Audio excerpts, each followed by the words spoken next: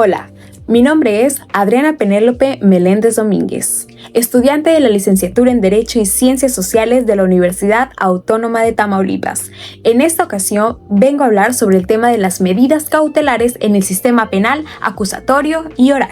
Iniciando con el concepto básico de medidas cautelares. Las medidas cautelares en materia penal son restricciones temporales impuestas por un juez a una persona investigada, entre paréntesis, el imputado, para asegurar el desarrollo correcto de un proceso penal y la efectividad de una futura sentencia. Tal vez te puedes preguntar, ¿cuál es la procedencia de las medidas cautelares? Y aquí te tenemos la respuesta, fundamentada en el artículo 154 del Código Nacional de Procedimientos Penales, fracción primera y segunda. Enfocándonos en la fracción primera, que nos habla que una vez formulada la imputación, el imputado se acoja al término constitucional, ya sea este de una duración de 72 horas o de 144 según sea el caso. O, como en la fracción segunda nos habla, que se haya vinculado a proceso al imputado. En caso de que el Ministerio Público, la víctima, el asesor jurídico u ofendido solicite una medida cautelar durante el proceso constitucional, dicha cuestión deberá resolverse inmediatamente, después de formulada la imputación. Para tal efecto, las partes podrán ofrecer aquellos medios de prueba pertinentes para analizar la procedencia de la medida solicitada, siempre y cuando con la misma sea susceptible de ser desahogada dentro de las siguientes 24 horas.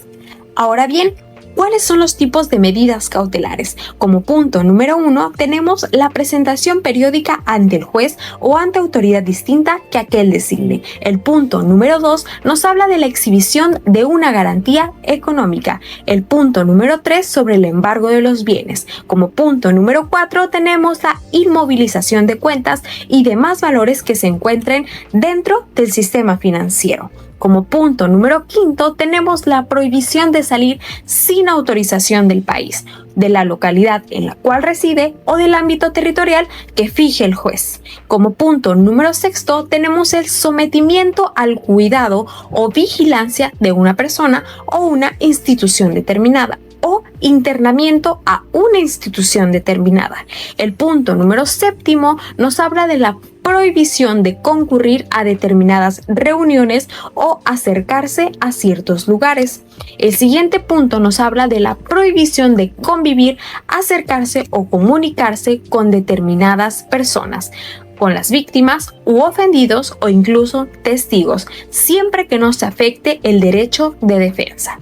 El punto número 9 nos habla de la separación inmediata de domicilio. Como punto 10 tenemos la suspensión temporal en el ejercicio del cargo cuando se le atribuye un delito cometido por servidores públicos. El punto número 11 nos habla de la suspensión temporal en el ejercicio de una determinada actividad profesional o laboral. El siguiente tipo nos habla de la colocación de localizadores electrónicos. Como penúltimo punto tenemos el resguardo en su propio domicilio, con las modalidades que el juez disponga, o con el último punto, que es la prisión preventiva.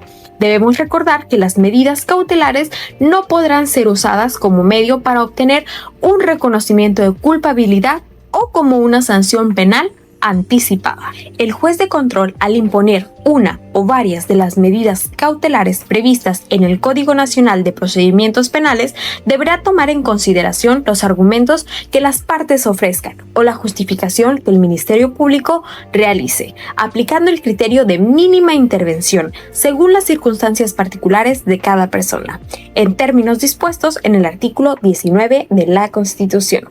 En la resolución respectiva, el juez de control deberá justificar cada una de las razones por las que la medida cautelar impuesta es la que resulta menos lesiva para el imputado. La resolución que establezca una medida cautelar deberá contener al menos la imposición de la medida cautelar y la justificación que motivó el establecimiento de esta misma.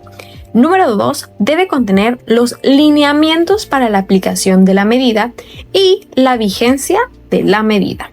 Todas las decisiones judiciales relativas a las medidas cautelares reguladas por el Código son apelables. Cuando hayan variado de manera objetiva las condiciones que justificaron la imposición de una medida cautelar, las partes podrán solicitar al órgano jurisdiccional la revocación, sustitución o modificación de esta misma, para lo cual el órgano jurisdiccional citará a todos los intervenientes a una audiencia, con el fin de abrir un debate sobre la subsistencia de las condiciones o circunstancias que se tomaron en cuenta para imponer la medida y la necesidad, en su caso, de seguirla manteniendo.